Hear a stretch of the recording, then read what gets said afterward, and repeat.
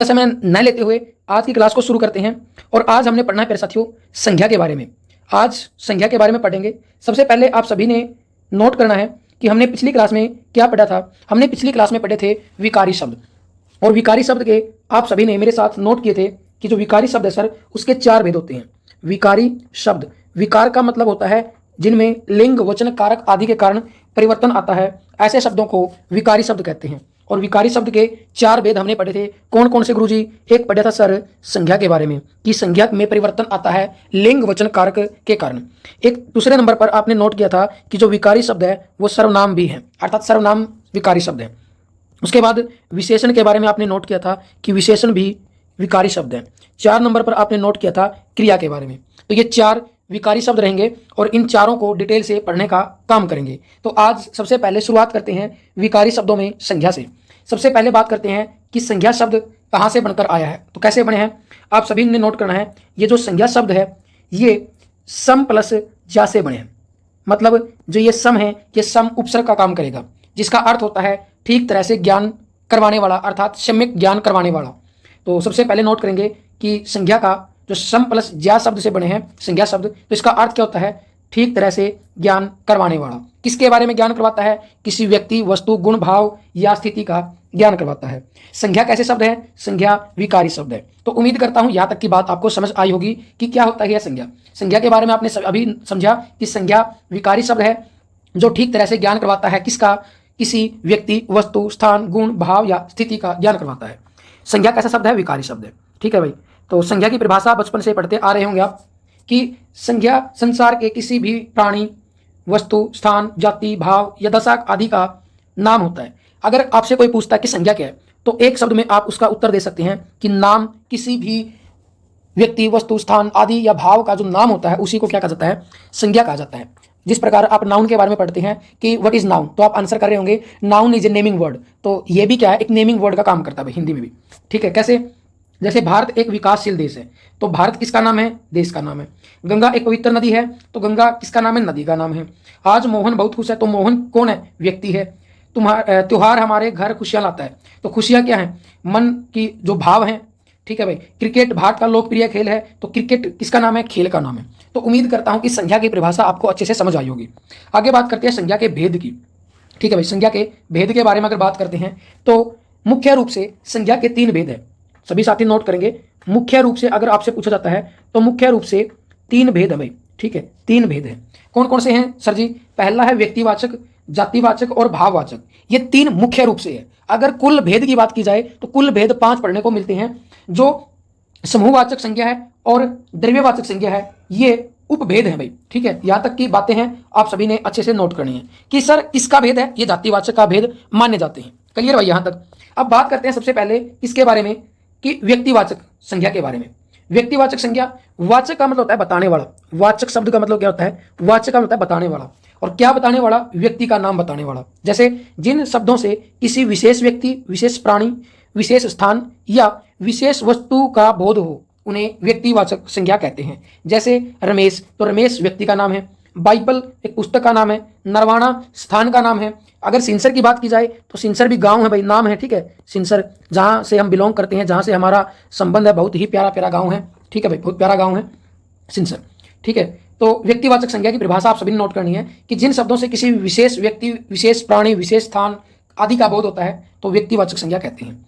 दूसरे नंबर पर बात करते हैं जातिवाचक संज्ञा की। जाति ऐसी संज्ञा जो एक ही जाति के विभिन्न व्यक्तियों, प्राणियों, स्थानों एवं वस्तुओं का बोध कराते हो उन्हें जातिवाचक संज्ञा कहते हैं। जैसे कुत्ता, गाय, हाथी, मनुष्य, पहाड़ आदि शब्द एक ही जाति के प्राणियों, वस्तुओं का बोध करा रहे हैं। ठीक है। तो ये क्या होगी? जातिवाचक संज्ञा होगी। जैसे अगर बात करते हैं कुत्ता, तो कुत्ता एक जाति का नाम है। ठीक है। प्राणी, गाय भी जाति का काम करेगा, हाथी, मनुष्य जाति का काम करेगा। ठीक है भाई। आगे पढ़ेंगे इनको डिटेल से कि किस प्रकार व्यक्तिवाचक संज्ञा जातिवाचक संज्ञा बनती है और किस प्रकार जातिवाचक संज्ञा व्यक्तिवाचक बन जाती है। ठीक है। जाति से व्यक्ति, व्यक्ति से जाति। 3 नंबर पर बात करते हैं भाववाचक संज्ञा। तो जो संज्ञा शब्द कर्म, दशा, अवस्था, भाव का बोध कराते हो उन्हें भाववाचक संज्ञा कहते हैं। भाववाचक संज्ञाओं का संबंध हमारी भावना से होता है। इनका कोई आकार नहीं होता और ना ही ये दिखती है भाई। ये कैसे होती है? दिखाई नहीं देती। इनको सिर्फ क्या किया जा सकता है? महसूस किया जा सकता है। सिर्फ क्या किया जा सकता है, महसूस। जैसे आपने इंग्लिश में पढ़ा होगा अब्स्ट्रैक्ट नाउन, तो अब्स्ट्रैक्ट नाउन क्या होती है, इनविजिबल होती है, ठीक है, और इनको ओनली कैन फील, जिसको हम सिर्फ क्या कर सकते हैं, महसूस कर सकते हैं। तो भाववाचक संज्ञाओं को भी केवल हम महसूस कर सकते हैं, ओनली वी कैन फील, और ये क्या होती है, इनविजिबल होती है, दिखाई नहीं देती। 4 नंबर पर जातिवाचक का ही भेद माने जाते हैं, ठीक है भाई। समूहवाचक संज्ञा, तो जो संज्ञा शब्द किसी समूह या समुदाय का बोध कराते हैं, अर्थात ग्रुप की बात करें तो समूहवाचक संज्ञा होगी भीड़, कक्षा, समिति, मेला आदि समूहवाचक संज्ञा है। द्रव्यवाचक की बात करें, सभी साथी ध्यान रखेंगे ये शब्द द्रव्यवाचक है, ना कि द्रववाचक है। द्रववाचक नहीं है, द्रव का मतलब होता है तरल, ठीक है, तरल लिक्विड से बोलते हैं। और द्रव्य जिसको आपने इंग्लिश में पढ़ा होगा मटेरियल नाउन, ठीक है, जिससे कोई दूसरी चीज बनाई जा सकती है। ऐसी संज्ञा अर्थात ऐसी चीजें, ऐसी वस्तुएं जिससे कोई एक चीज है, ठीक है, और उससे कोई दूसरी चीज बना सका, उसको बोलते हैं द्रव्यवाचक संज्ञा। इंग्लिश में बोला जाता है मटेरियल नाउन, ठीक है। तो जिस संज्ञा शब्दों से किसी पदार्थ या धातु का बोध हो, द्रव्यवाचक संज्ञा कहते हैं। जैसे दूध से क्या बनती है, दही बनती है। गेहूं है, ठीक है, गेहूं से क्या बनता है, आटा बनता है जी। चांदी भाई आभूषण बनते हैं। पानी से क्या बनता है, कहते जी पैक बनते हैं, नहीं भाई पैक तो को नहीं बनते, पानी से बर्फ बनता है। तो ये क्या है, द्रव्यवाचक संज्ञा है। उम्मीद करता हूं यहां तक की बातें आपको समझ आ रही होगी। ये भाई बेसिक चीजें हैं, ठीक है, ये जो हर बच्चे को पता होगा यहां तक की बात। तो अगर बात करते हैं, अब थोड़ा सा एडवांस चीज पढ़नी है जो आपके पेपर में पूछी जाती है। क्या पूछी जाती है सर जी? पहले बात करते हैं, व्यक्तिवाचक संज्ञा का जातिवाचक संज्ञा के रूप में प्रयोग होता है। ये सभी साथी नोट करेंगे, इंपॉर्टेंट है, अच्छे से इसको नोट करना भाई। कभी कभी व्यक्तिवाचक संज्ञाएं ऐसे व्यक्तियों की ओर इशारा करती है जो समाज में विशेष गुणों के कारण प्रचलित होते हैं। उन व्यक्तियों का नाम लेते समय ही वे गुण हमारे मस्तिष्क में उभर आते हैं। जैसे हरिश्चंद्र, तो हरिश्चंद्र को क्या बोला जाता था, सत्यवादी। अर्जुन को महान धनुर्धर। जैसे कभी कभी बोलचाल में हम इनको प्रयोग इस प्रकार करते हैं, किस प्रकार, जैसे कलयुग में हरिश्चंद्र कहाँ मिलते हैं, ठीक है। अगर हरिश्चंद्र शब्द की बात की जाए तो हरिश्चंद्र सत्यवादी के अर्थ में प्रयोग हुआ है। हरिश्चंद्र किसके लिए, सत्यवादी राजा हरिश्चंद्र होता था जो। तुम ज्यादा अर्जुन मत बनो, ठीक है। तो अर्जुन व्यक्तिवाचक संज्ञा है, लेकिन यहां महान धनुर्धर के अर्थ में प्रयुक्त हुआ है। तो अर्जुन एक जाति का बोध करवा रहे हैं यहां पर, ठीक है। अर्जुन वैसे तो नाम था, लेकिन इस वाक्य में कि एक जाति का बोध करवा रहे हैं। तो उम्मीद करता हूं यहां तक की बात आपको अच्छे से समझ आ रही होगी। जैसे मैं आपको कहूं कि देश को भगत सिंहों की आवश्यकता है। अगर भगत सिंह की बात की जाए तो व्यक्तिवाचक संज्ञा होगी, लेकिन आज देश को भगत सिंहों की आवश्यकता है तो जाति का बोध करवा रहे हैं। जयचंद एक राजा का नाम था, ठीक है, व्यक्तिवाचक संज्ञा होगी। अगर मैं इसकी जगह ये बोलूं कि जयचंदों से दूर रहो, तो जयचंदों का मतलब यहां हो जाएगा पूरी जाति की बात कर रहा है, ठीक है भाई। उम्मीद करता हूं यहां तक की बातें समझ आई होगी। अगर आपको हमारे द्वारा दिया गया कंटेंट समझ आ रहा है तो लाइक शेयर का मामला भी आप देख लिया करो भाई, ठीक है। आगे बात करते हैं कि जातिवाचक संज्ञा है जो, ठीक है, जातिवाचक संज्ञा ये व्यक्तिवाचक संज्ञा के रूप में भी प्रयोग कर सकते हैं भाई। कैसे? जैसे कभी कभी जातिवाचक संज्ञाएं रूढ़ हो जाती है। रूढ़ मतलब पिछली क्लास में हमने पढ़ा था कि रूढ़ का मतलब क्या होता है कि किसी एक के लिए के अर्थ में प्रयोग करते हैं, तो वे केवल एक विशेष अर्थ में प्रयुक्त होने लगती है। जैसे पंडित जी, अगर पंडित की बात करें तो एक जाति की बात करेगा, लेकिन भूतपूर्व प्रधानमंत्री पंडित जवाहरलाल नेहरू अर्थात व्यक्ति विशेष के लिए रूढ़ हो जाता है, तो यहां हम क्या बोलेंगे कि ये किसका काम करेगा, ये व्यक्तिवाचक संज्ञा का काम करेगा भाई, ठीक है। क्लियर है यहां तक की बात? उम्मीद करते हैं यहां तक की बातें आपको अच्छे से समझ आई होगी। आगे बात करते हैं भाववाचक संज्ञा की, कि भाववाचक संज्ञा है जो जिनको हम सिर्फ महसूस कर सकते हैं, जिनको हम केवल महसूस कर सकते हैं, जो दिखाई नहीं देती। ये कुछ तो मूल होती हैं, ठीक है भाई, लेकिन कैसे? जैसे प्रेम है, घृणा है, त्याग है, इनको हम देख नहीं सकते, लेकिन इनको हम महसूस जरूर कर सकते हैं। तो ये भाववाचक संज्ञा रहेंगी।